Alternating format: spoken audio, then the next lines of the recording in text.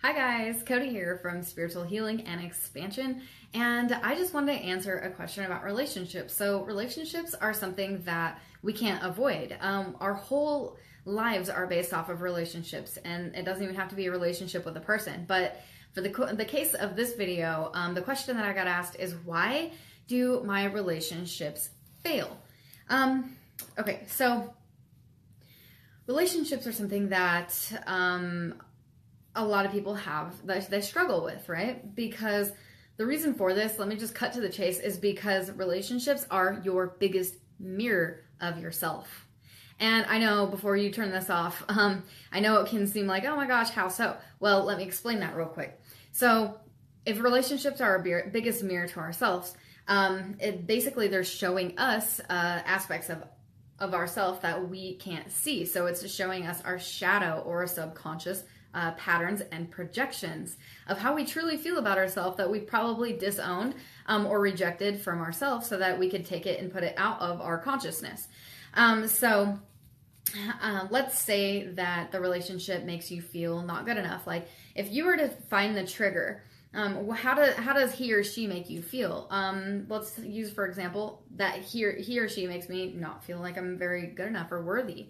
Well, then what you're going to want to do is you're going to want to look into that with yourself. You have to look at yourself and say, well, first of all, did I feel worthy before I got into this relationship? Did I feel good enough before I got into this relationship? Deep down to your core, because if you didn't, it's a clear sign that this is actually coming from childhood, where it's just being repeated from your subconscious mind into your adult life now, so that it can be brought to the surface and healed.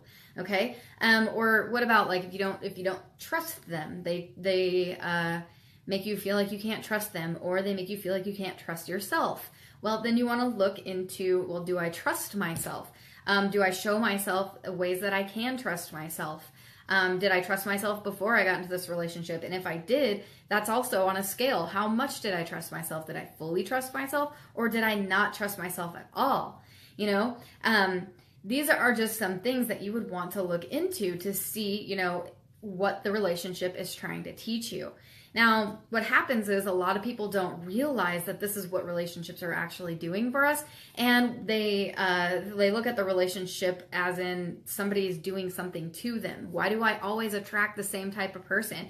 Why does it seem like I am living the same relationship over and over and over again with a different face? And this is exactly why. Because our relationships are basically our soul, our soulmates. We have like a soul contract with souls that come in. They make an agreement to teach us some of the lessons that we need to grow and expand in our lives and our journeys. So relationships are really important, but you got to be conscious of them. So if your relationships are always failing, you got to look into why. What's going on? What's going on if your relationships are failing? Is it because of, most of the time, it's because you can't see eye to eye. And you just want to really dig in deep and figure out what it is that, what role you're playing in this. Because every single time that we have one of these issues come up, we have to always take responsibility for our part in it. Otherwise, we stay in victim mentality and nothing ever changes. So it's really important to take full responsibility for your role in the relationship. And so my recommendations are to figure out what it is that's triggering you in the relationship. How are they triggering you? Then look at the trigger and see where it's showing up in your own life. What is your role in whatever it is that's triggering you? Do you feel that way about yourself? Do you do that to other people? And just get really real with yourself,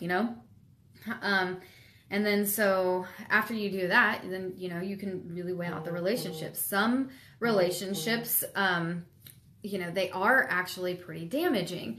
But again, from the soul perspective, those people are just coming to teach us something about ourselves. For example, relationships with a narcissist, that can be really damaging if we don't know what we're looking for. So, once you figure out what these triggers are, why they keep failing, and your role in how the relationship is going, and how you felt about yourself with these triggers before you got into the relationship in the first place, then you can take a step back and be the observer and look at the whole picture and say, now, is this the type of relationship that I want to be in? And is that person able to change? And if they're not, then it's probably time to step away and heal yourself, and then be able to get into a relationship after you've healed yourself, so that you don't keep repeating the same patterns.